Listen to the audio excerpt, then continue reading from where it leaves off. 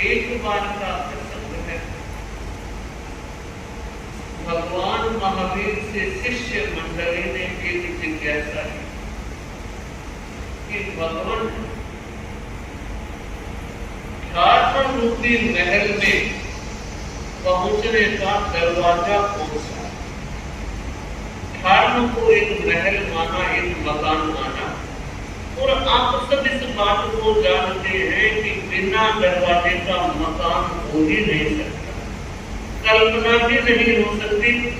मकान बनेगा तो दरवाजा भी होगा, और दरवाजा है तो मकान की मूल व्यवस्था है, और अगर दरवाजा नहीं है तो मानना चाहिए उस मकान का भी कोई मूल्य नहीं। पूछा शिष्य मंडली ने, भगवान धर्म भी एक मकान है, एक महल है, और जो व्यक्ति धर्म के महल में प्रवेश करना चाहता है तो दरवाजा कौन सा है? बहुत सुंदर प्रश्न किया है, और समाधान मिला स्थानांग सूत्र के चौथे खाने में, जहां भगवान महावीर कह रहे हैं चट्टानी धम्म दाराणी पन्नता संजरा खंतिये मुक्तिये अज्जले मंदले। महावीर ने कहा, शिष्यों तुम तो एक दरवाजे की बात कर रहे हो, पर धर्म के महल के 4 दरवाजे, 4 दिशाओं में 4 दरवाजों वाला यह हमारा धर्म का महल है, और उन चारों दरवाजों में प्रवेश करने वाला व्यक्ति हकीकत में धार्मिक कहलाने के योग्य। अगर उन दरवाजों में प्रवेश ही नहीं किया तो मानना चाहिए धार्मिक तो कहलाया, मगर धर्म के अमृत का, आनंद का, सुख का और शांति का रसपान निरंतर नहीं कर सकता।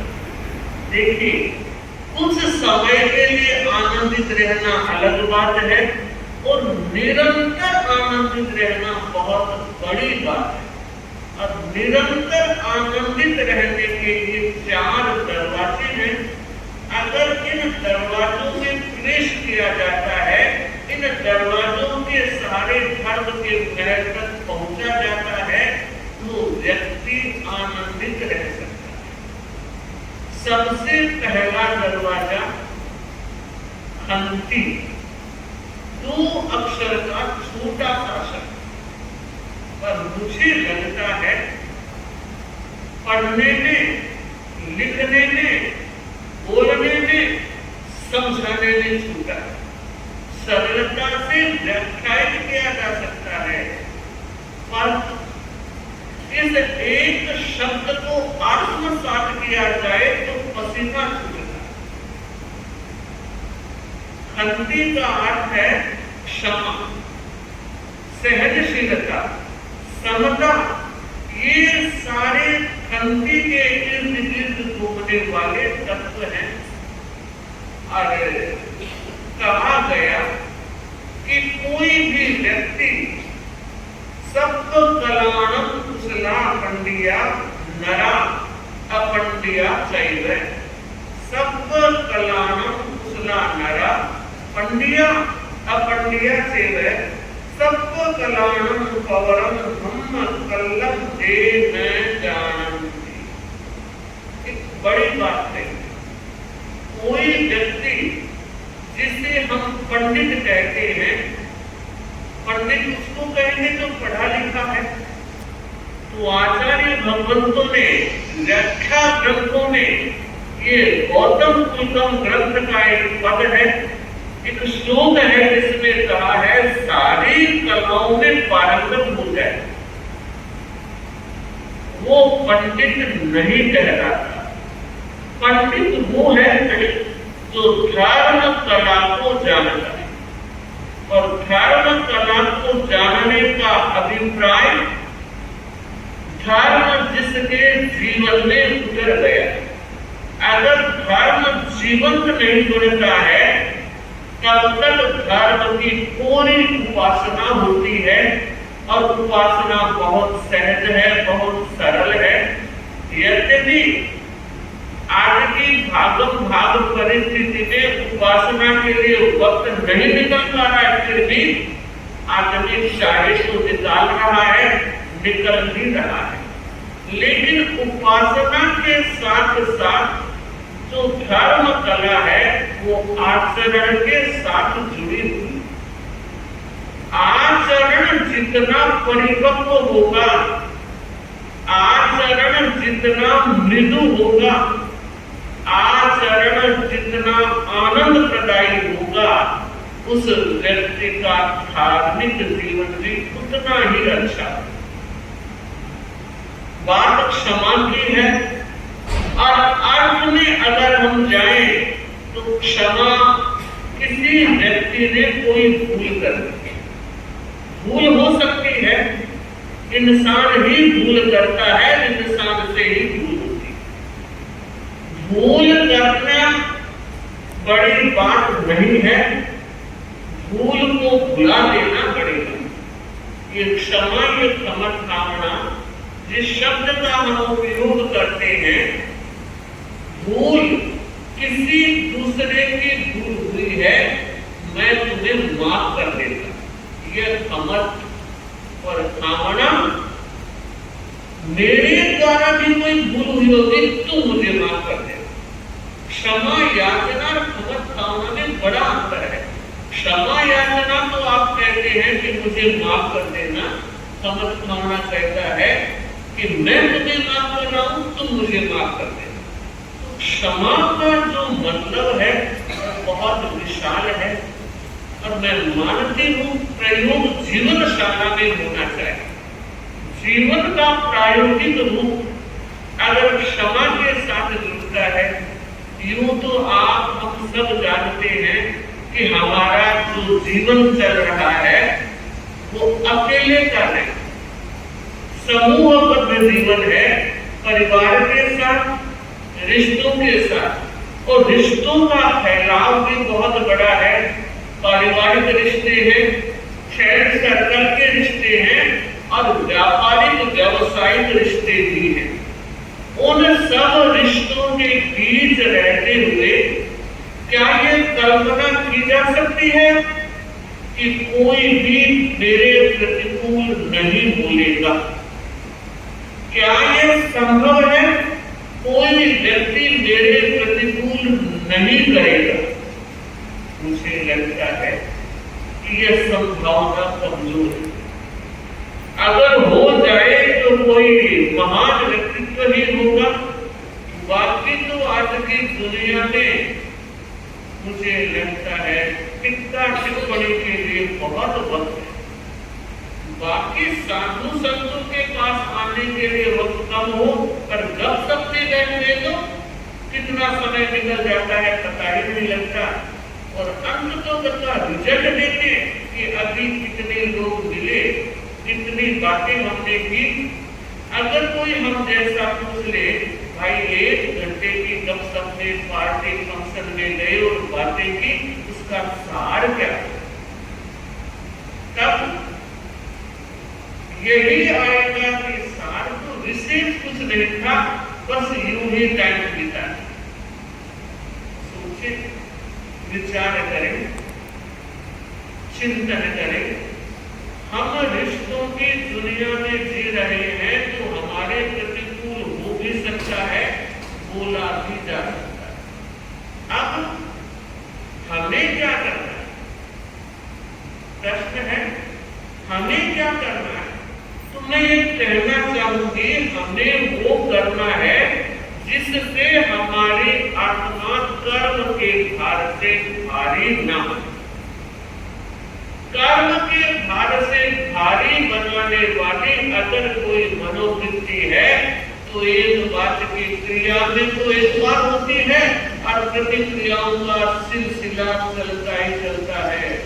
वो दिन में बदल गया, महीना भी बदल गया, वर्ष भी बदल गया, मगर बात आज भी नहीं बदली, आज भी दिमाग में पड़ी है। तो इसका अर्थ ये हुआ कि हमने क्षमा के दरवाजे में प्रवेश ही नहीं किया।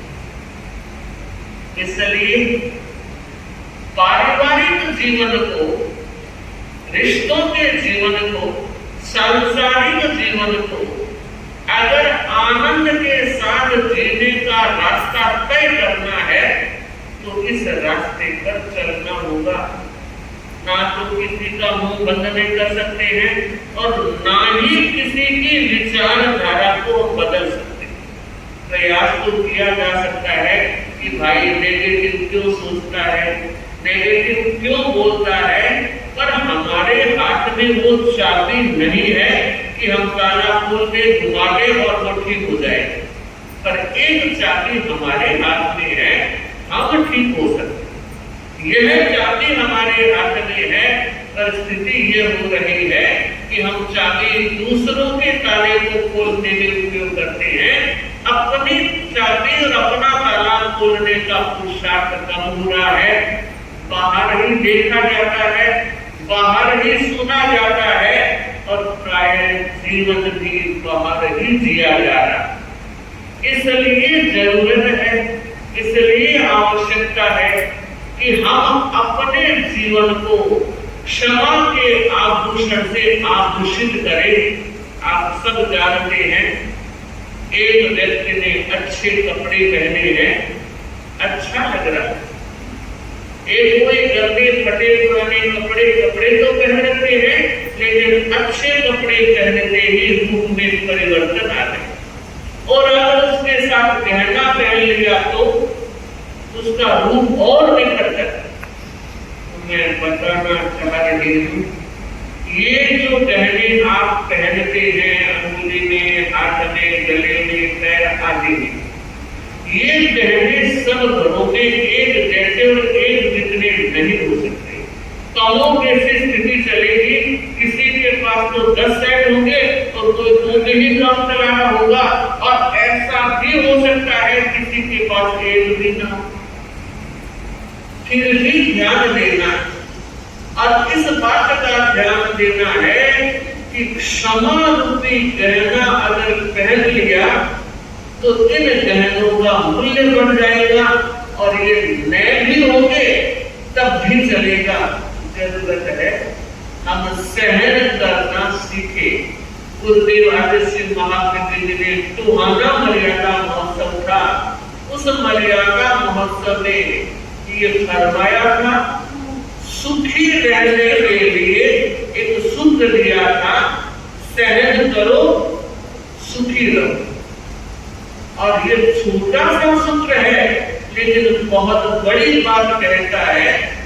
परिवार और व्यापार में अगर सुखी रहना है तो सहन करना ही पड़ेगा। और जब जब सहन किया जाता है तो रिश्तों की दूरियां भी कम होती है। और जहां सहन नहीं किया जाता, मुझे लगता है एक छत के नीचे रहते हुए भी वे एक नहीं। क्यों?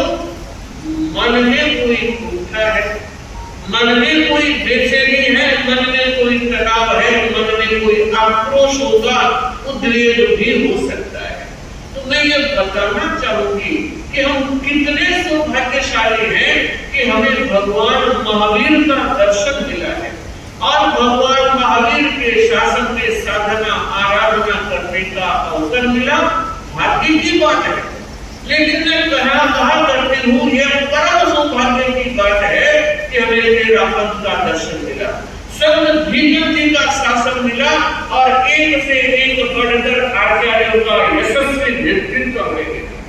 इतना सब कुछ मिलने के बाद भी वर्तमान की स्थिति को देखिए। आदर्शी महासमर जी साधना के साथ जुड़े हुए हैं, हम सबके कल्याण के लिए दिन रात जागरूक हैं। पर एक बात पूछूं, ये सब कुछ मिल गया, महावीर का शासन मिल गया, गुरुदेव महासमर जी का नेतृत्व मिल गया और हम जैसे साधु साथियों की 40 आत्माओं की सन्निधि भी मिली। इतना सब कुछ मिला, अच्छी बात है। पर मैं पूछूं, क्या इससे आत्मा का कल्याण हो गया? ध्यान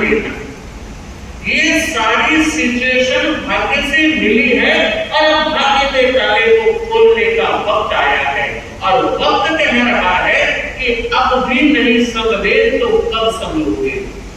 माना शानदार का भूत और भविष्य भी महान है, शानदार का भूत और भविष्य भी महान है, पर उसे संभालो आप जो वर्तमान है, उसे संभालो आप जो वर्तमान है। बहुत बड़ी बात है कि हमें वर्तमान को संभालना है, हमें वर्तमान में संभलना है। वर्तमान को अगर संभाल लिया, वर्तमान में अगर संभल गए, तो किसी भी दुनिया की ताकत की वो ताकत नहीं कि हमारे भविष्य को बिगाड़ सके। अगर कोई व्यक्ति अपने भविष्य को बिगाड़ता है तो वो खुद ही बिगाड़ता है, और सुधारता है तो भी खुद ही सुधारता है। परिस्थितियों का रोना हुआ कर सकता है, ये कह सकता है कि मैं क्या करूं, मेरी नसीब ही ऐसी है, मैं क्या करूं, मुझे वक्त नहीं मिला, मैं क्या करूं, मुझे अवसर नहीं मिला। मुझे लगता है ये सारी बातें जो नंबर की है, पहली और आवश्यकता यह है कि जो व्यक्ति खड़ा होता है उसका भाग्य खड़ा हो जाता है, जो व्यक्ति बैठता है उसका भाग्य बैठ जाता है, और जो व्यक्ति सोया रहता है और इंतजार करता है कभी अवसर आएगा तब देख लूंगा, उसका भाग्य भी सो जाता है। इसलिए जरूरत है, अपेक्षा है, आवश्यकता है कि हर व्यक्ति अपने हर दिन को अच्छा बनाए। वर्तमान देखिए, अतीत हमारे हाथ से निकल गए, किसी के साथ नहीं है, कर्म संचय के रूप में सामने है, लेकिन हमारे हाथ से तो वो निकल गए। भविष्य वो अभी आया नहीं, अतीत निकल गया, भविष्य आया नहीं, हाथ में क्या है। अब देखिए, कोई खर्चा करने जाता है, किसी मॉल में दुकान में कुछ माल लेने जाता है, तो वर्तमान में पर्स में पैसे हो या कोई कार्ड वार्ड हो तो ही वो माल खरीद सकता है। अगर वो कहे कि भैया मैं कर दे दूंगा, तुम्हें पता नहीं मैं कितना मालदार आदमी हूँ, तब मेरे पास बहुत था, कोई आपकी बात पर भरोसा नहीं करेगा कि भैया तुम थे या तुम हो जाओगे, मुझे इससे कोई लेना देना नहीं है, मुझे तो बस पैसा चाहिए, आज लो और लो। सच हमें ये देखना है, विचार गंभीरता के साथ करना है, और किसी दूसरे के साथ बैठकर नहीं, खुद से खुद की मुलाकात करते हुए इस बात पर ध्यान देना है, गौर करना है कि हमारा वर्तमान कैसा है। वर्तमान में ही क्षमा की जाती है, वर्तमान में ही सहन किया जाता है, वर्तमान में ही समता को पढ़ा समझा और जिया जा सकता है। अगर किसी ने कोई गलत बात कह दी और उस समय अगर मौन रह गए, तो मैं मानती हूं कि वास्तव में क्षमा के रास्ते पर चल तो रहा, परिस्थिति क्या है, उसकी पूरी बात सुनते ही नहीं, उससे पहले व्यक्त कर देते। इसलिए ध्यान यह देना है, ऐसा करने से नुकसान होता है। समूह में है, अकेले जी नहीं सकते, अकेले रह नहीं सकते। अगर कोई हमारे प्रतिकूल बात कह भी रहा है, अच्छी नहीं लग रही है, फिर भी मौका देना, वो अपनी बात पूरी कह ले, और उसके बाद आपको क्या चिंतन करना। एक बेटा बाप के पास आया और उसने पिता से कहा, पिताश्री पूरे गांव में आपका मान सम्मान है, लोग पंच पंचायतें अपने घरों के करने के लिए, समस्या के समाधान के लिए आपके पास आते, तो मैं चाहता हूं कल आप ना रहे पर आपका नाम चले और लोग मेरे पास भी आए, मैं भी उनको रास्ता बता सकूं, मैं भी एक चिंतन पूर्वक कह सकूं, भाई किस समस्या का यह समाधान हो सकता है। तो आज आप मुझे यह बताएं कि कि ये स्थिति जो बनी है किस कारण है, आपने क्या किया, क्या पाया, जिस वजह से आप पूरे समाज में मान्य है, प्रतिष्ठित है। उस बाप ने कहा मेरी प्रतिष्ठा का कारण मेरे पिता थे। ध्यान देगी परिषद, बाप बेटे को कह रहा है मेरी प्रतिष्ठा का कारण मेरे पिता थे। कैसे कि एक बार पिताजी ने मुझे कहा था कि बेटे मेरा तो जाने का वक्त आ गया है, अपने परिवार की गरिमा और गौरव हमेशा रहा है और वो आने वाली पीढ़ी उस गौरव को सुरक्षित रखे और बढ़ाए। अगर ना भी बढ़ा सके तो कम से कम सुरक्षित तो रख ले। इसके लिए तुझे एक काम करना है। देखो बड़ा नाम है, लोग भी बहुत ज्यादा है, आवागमन भी होता रहता है, हम भी जाते हैं वो भी आते हैं। तू कभी किसी बात पर गुस्सा न कर, कोई कुछ भी कहे गुस्सा नहीं करना। जो कठिनाई पैदा होती है वो गुस्से के कारण होती है और गुस्से का परिणाम हमेशा अच्छा नहीं आता है। इसलिए कहा गया है anger is short madness, so control your passion, it will control you. गुस्सा क्षणिक पागलपन है, अगर आपने कंट्रोल कर लिया तो बहुत अच्छी बात है, और कंट्रोल ना कर सके तो वो आपसे हावी हो जाएगा और नुकसान कर देगा। तो पिता ने कहा कि तुम गुस्सा मत करना, कोई भी आ जाए कुछ भी कह दे गुस्सा नहीं करोगे, कूल रहोगे, शांत रहोगे तो तुम अपनी समस्या और दूसरों की समस्या से सुलझा सकोगे। जो खुद गुस्से में हो गया वो दूसरे की समस्या क्या संभालेगा, क्या समझाएगा। बेटे ने कहा पिताजी सुनने में तो बात अच्छी है, गुस्सा नहीं करना चाहिए, पर मुझे लगता है पॉसिबिलिटी कम है, आ जाता है गुस्सा। तब पिता ने दूसरा सूत्र दिया। पहली बात क्या कही, याद रखना गुस्सा करना है। और बेटा कह रहा है पिता से आ जाए तो का भी तोड़ है, तो का भी जवाब है। अगर तुम्हें गुस्सा आ जाए, ध्यान देना 24 घंटे उस बात का जवाब मत देना। उसकी बात पर गुस्सा आ गया, अपनी पर कंट्रोल रखना, 24 घंटे जवाब मत देना, 24 घंटे चिंतन मंथन करना। और बेटे मैं अपने जीवन का रहस्य आज तुझे बता रहा हूं कि जिंदगी में सिर्फ 2 बार मुझे किसी के गुस्से का जवाब देना पड़ा, बाकी कभी नहीं। 24 घंटे के मंथन से मुझे पता लग जाता इस बात में कोई तथ्य ही नहीं है, क्या उत्तर देना है, कुछ सार ही नहीं है। तो सारहीन बात सारहीन व्यक्ति ही करता है।